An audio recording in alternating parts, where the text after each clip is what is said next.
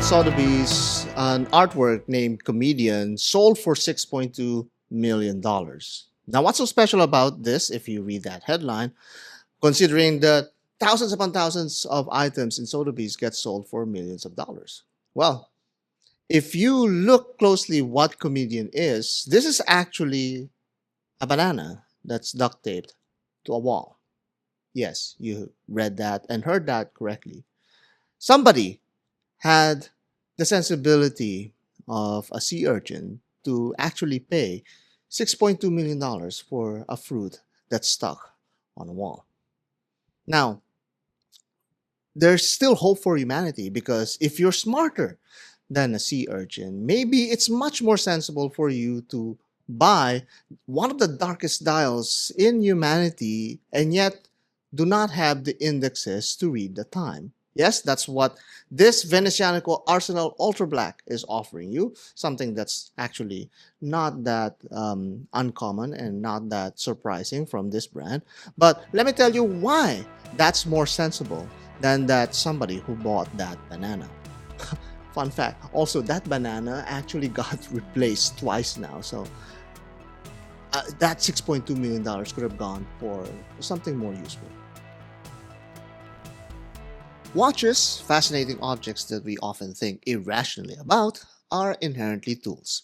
Yet we treat them as decorative accessories and even go so far as to consider them as pieces of art. Well, maybe not pieces of fruit that is hanging on the wall, but art nonetheless. Those cookie folks at Venezianico fancy themselves as artists. I just know it because they may be too humble to admit it, but this designer, artist slash watch pirate knows that behind their atelier, they twirl their mustaches and look at their thumbs all day long. I just know it. This latest Ultra Black edition from the watch brand is a predictable iteration of their smash hit collection within a relatively new collection of watch cases that they recently unveiled. That collection inception really defines this watch as it somewhat sucks you in like a miniature black hole gazing right back at you from your wrist or from your hand. The artistic concept here is simple. Suspend these dial elements from nothingness to give that illusion of levitation. It's a visual sorcery that is also surprisingly visible on your wrist despite your logical conclusions. Many will conclude from experience that those polished hands will vanish in the ultra black dial. However, in everyday wear, you instinctively tilt your watch to an orientation that makes it easy for your eyes to see. Thus, the artist explains the art to their audience. Venezianico, with its keen understanding of its audience, had presented this Arsenal watch in two new configurations, the rubber strap and the Canova concept bracelet. This configuration is my personal favorite, evoking the elegance of Movado watches but with a distinct Italian flair.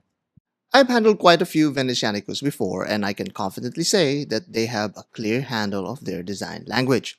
And in this watch, the spirit lives on, no matter what configuration you may prefer.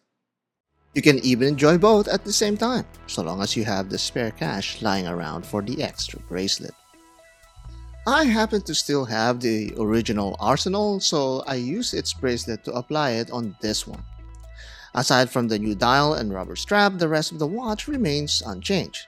You'll still be enjoying that very nice thin profile and that reliable Japanese movement inside.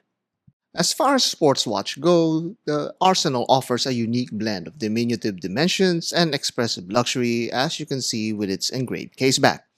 While many brands look for ways to further expose themselves, like my Uncle Bluebeard, Venetianico is not afraid to use their backs as an artistic canvas.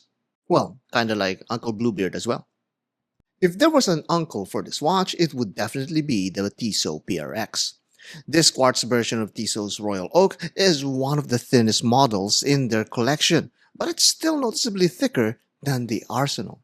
While this Venezianico tries to be fancy and luxurious, the PRX in this comparison looks as if it's not trying at all. It looks bare and cold.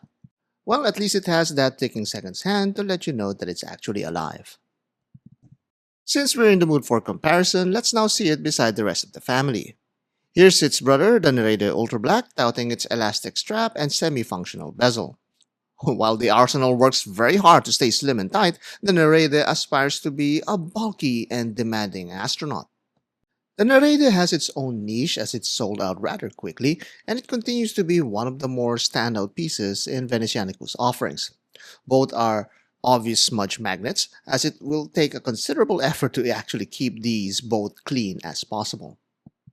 As you can see from the back of the watch, both still maintain that engraved caseback, although the artwork is noticeably distinct from one another.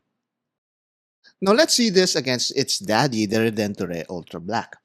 These two are definitely cut from the same dark dial, as the two-handed setup represents their dressy nature. The Redentore separates itself though with its blue AR coating and conventional lugs. If you ever wanted to have a full complete collection of the Ultra Black from this brand, there will be enough variations to choose from while maintaining that elegant monochromatic theme.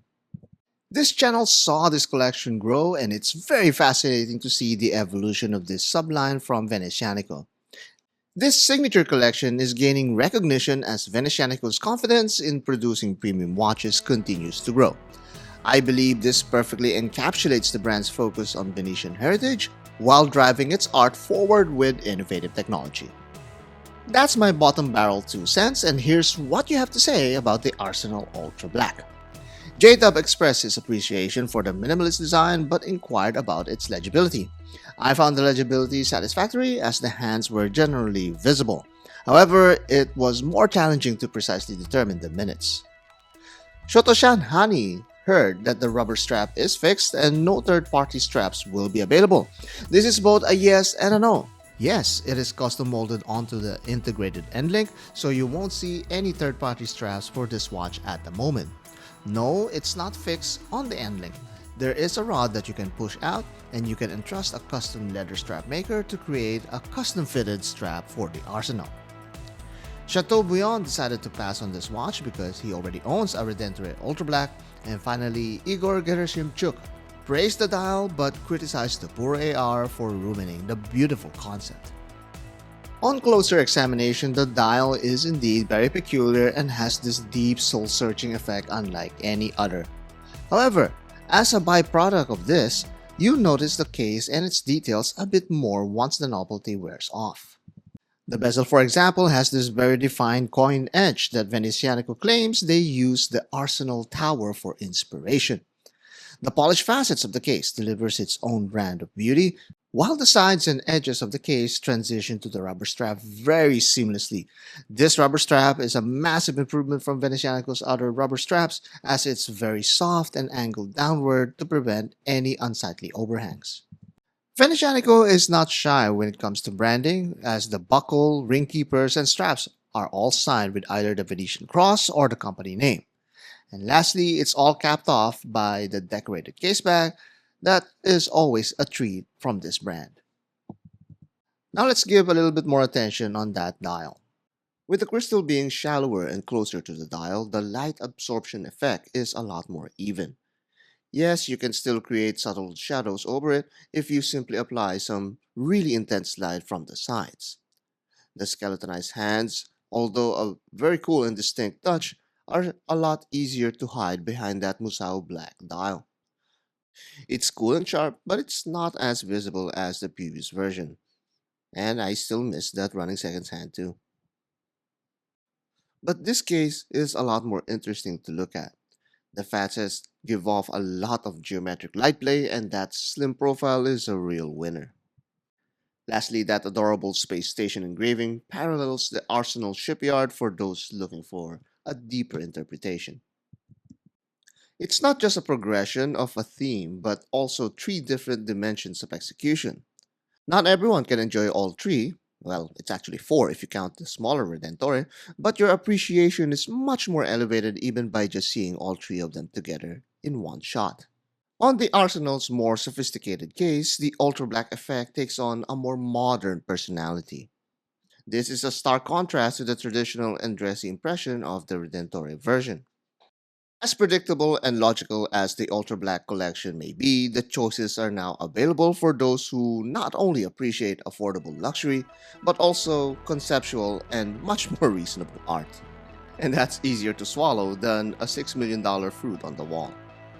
That's the Venezianico Arsenale Ultrablack, and we expected this. We knew that Venezianico is going to release one, and it still has the same features and criticisms as the other Ultrablacks. It doesn't have the indexes, so some people might not like that. Dennis, watch Dennis. I know you don't like that, so if you're watching, this watch is exactly not for you, but you have your sensibilities, I know. But it is an elegant sports watch that also comes in now a rubber strap. It's very thin. It comes in a rubber strap compared to the paratrooper strap that the Nereide Ultrablack came in, and then the Redentore that has that leather strap. So it's a totally different flavor, and it really has that PRX money going on. But it's a very elegant watch that you could actually pair with some maybe dressy, casual dressy situations. And I think it's much better when it was in the steel bracelet. That is why I'm very happy that I have that Konoba concept bracelet that I have with the original Arsenal. So what do you think about this new Arsenal Ultrablack? Is it something that is sensible, more sensible than a fruit stuck on a wall, or is it an elegant iteration of another Ultrablack watch from Venezianico? Comment down below, let me know what you guys think.